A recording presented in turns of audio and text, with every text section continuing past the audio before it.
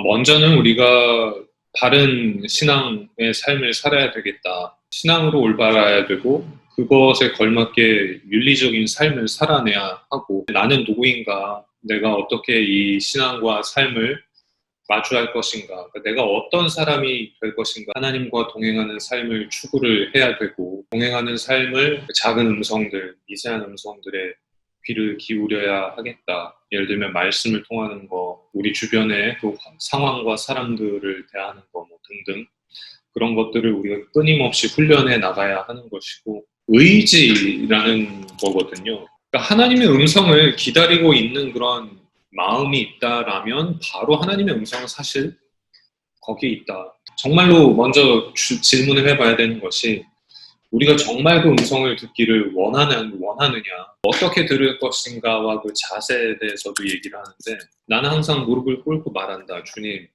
내가 당신께서 나에게 어떻게 하는지를 알게 해 주십시오. 내가 듣겠습니다. 그리고 나의 친구, 심지어 내가 읽는 책, 잡지, 손을 대는 그런 것들을 통해서, 환경을 통해서 말씀해 달라라고 하는 거.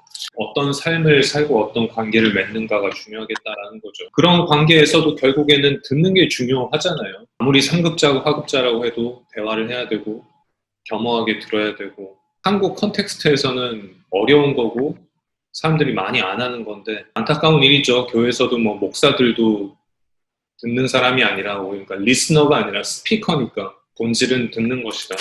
리스닝 하는 것이고 그렇게 했을 때 관계들이 형성이 되고 하나님의 음성도 드러낼 수 있는 것이구나. 하나님이 좋으시다, 선하시다 라는 것을 신뢰해야 되는 거죠. 그렇기 때문에 우리와 인격적 관계를 맺으시고 우리가 선택하고 우리 삶을 살아나가는 것을 기꺼이 마치 정말 선한 부모님이 자식을 이렇게 독려해 주는 것처럼 믿고 인정하고 동행하는 그런 하나님의 좋으심과 선하심, 또 특히 morally right 하냐고 우리가 하나님의 음성을 듣고 관계를 맺기 위해서는 우리가 어떤 사람인가, 우리가 윤리적인 삶, 정말 복음에 근거한 그런 삶을 살아낼 수 있는 십자가 바라보고 십자가 가슴에 품고 간다라고 하는데 정말 우리가 어떤 신앙인인가, 우리는 정말 듣기를 원하는가, 오히려 하나님의 말씀을 막고 있는 것은 아닌가, 정말로 간절히 우리가 구하는가 이런 것들을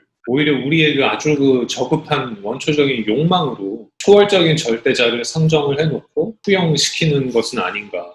하나님을 그러니까 우리의 신앙을 잘 믿고 세상에서는 그 신앙의 근거에서 잘 건강하게 살면 된다.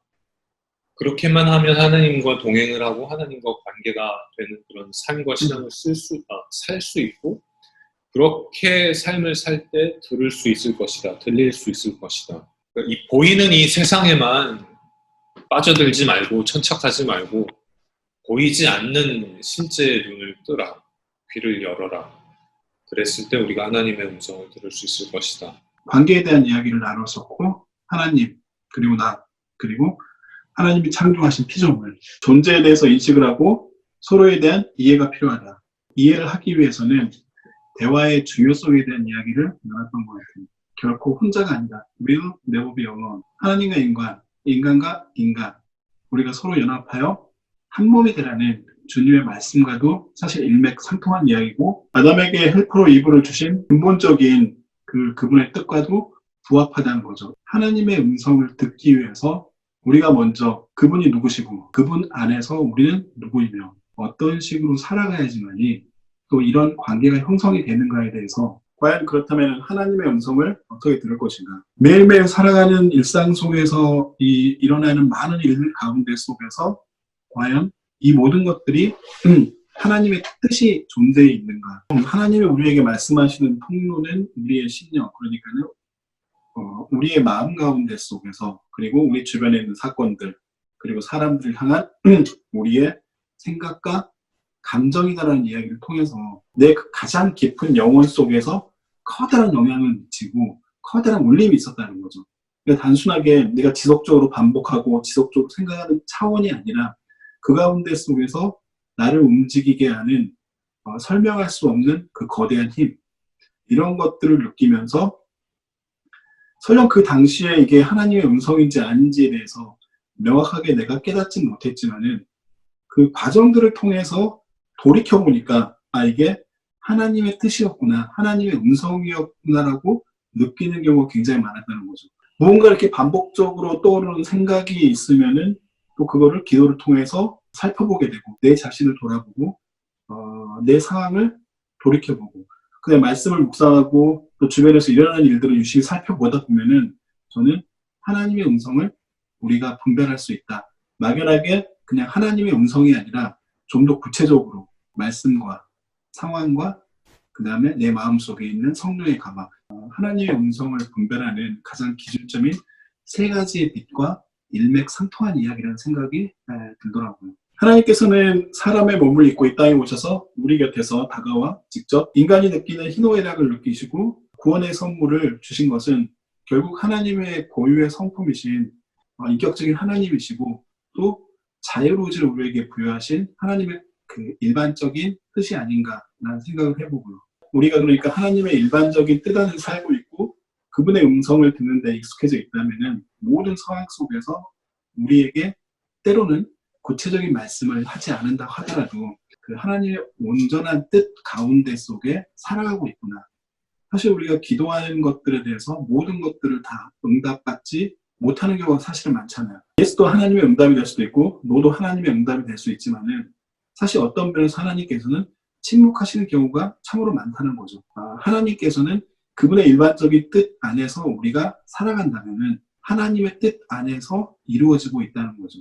그분의 일반적인 뜻, 온전하신 뜻은 특정 개인들에게 다양한 대안들을 허용하고 계신다. 하나님과 우리 그리고 이제 이 피조물과의 관계에 대해서 제대로 된 세팅, 설정이 있어야 된다는 생각이 들고요. 그리고 그 가운데 속에 이 관계를 좀 더 이렇게 명확하게 하기 위해서 이해. 근데 이해라는 게 사실은 단순히 어떤 대화 차원을 뛰어넘어서 많은 부분에 대해서 이렇게 때로는 헌신과 희생이 필요하다는 생각이 들어요. 마귀의 음성을 어떻게 들려올까? 어떻게 하면 마귀의 음성을 들을 수 있을까? 나의 내면의 가장 깊은 욕망에 충실하는 것? 그것이 마귀의 음성을 듣는 법인 것 같아요. 내 안품에 그냥 요만한 십자가 들고 내 욕망의 길을 걸어갈 수 있는 거죠. 가장 그 내 깊은 내면에 있는 그 욕망에 순간순간 혹은 막 정말 거대한 일이 될 수도 있죠. 뭐 어떤 정치적 야욕을 실현한다던가 뭐 정말 끔찍한 뭐 어떤 전쟁을 결정하는 결정이 그런 걸 수도 있고 아니면 정말 하루 정말 그 소시민의 삶에서 볼 수 있는 아주 사소한 결정들 뭐 원초적인 욕망? 거기 충실하는 게 아마 마귀의 음성을 듣는 방법이 아닐까.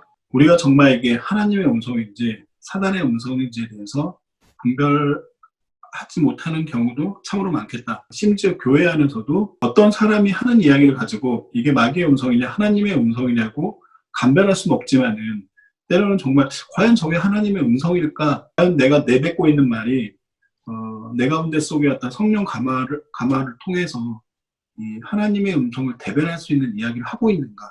아니면은 어떤 내 내면에 궁극적으로 있는 나의 욕망과 나의 생각을 통해서 마치 이게 하나님의 어떤 뜻인 것냐 포장해서 이야기하고 있지 않는가에 대한 사실은 이게 이 맥락에서 보면은 이게 하나님의 뜻이 아니라 하나님의 뜻을 가장한 사단의 뜻이겠죠. 사단의 음성을 어떻게 들을 것인가에 대한 생각보다는 사단의 생각이나 사단이 주입하는 생각이나 사단의 뜻을 우리는 어떻게 분별해야 될까? 말씀과 기도인 것 같아요. 이 외부에 있는 다른 안 좋은 것들이 침입을 해도 막아낼 수 있는 어떤 면역 체계를 만들어낼 수 있는 유일한 소스가 되지 않을까. 그 분별할 수 있는 기준점이 되고 잣대가 될 수 있는 거는 말씀과 기도밖에 없겠다.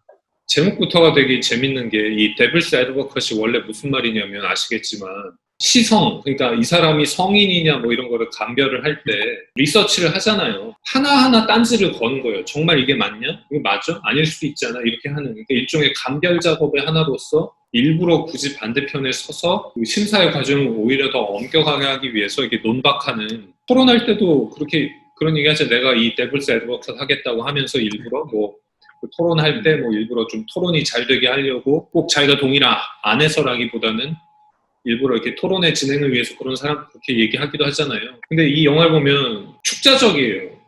악마의 애드보커시, 영어로는 변호사가 뭐 로여나 어토니지만 다른 그 유럽 언어에서는 다 애드보커시 이제 변호하는 거잖아요. 말 그대로 변호. 말 그대로 이 악마를 변호하는 사람이고 실제로 여기서 키아누 리브스가 막 엄청나게 그 촌에서 엄청나게 잘 나가는 진짜 막 연전연승하는 변호사였다가 뉴욕의 거대 로펌에 엄청난 제의를 받고 스카웃이 되면서 이제 이게 시작되거든요. 근데 사실 그렇잖아요. 로펌이라는 게 뭐예요? 힘 있는 사람 나쁜 짓 하는 거 다 막아주는 거잖아요. 우리나라 뭐 도 그렇고 뭐 대기업, 정치인, 뭐 부자들, 힘 있는 사람들이 뭐 그 사람들도 억울해서 정말 뭐 억울한 사람도 있겠지만 나쁜 짓 한 거 하나 다 커버해주면서 그걸로 부귀 영화 누리는 거잖아요. 로펌이라는 게. 실제로 그런 일들을 하고 이 영화에서 내가 이 악마의 애드버컷이 된 거지 진짜로.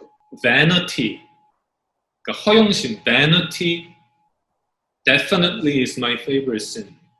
그러니까 허영심이야말로 내가 가장 그 favorite하는 sin이다라고 하면서 끝나거든요.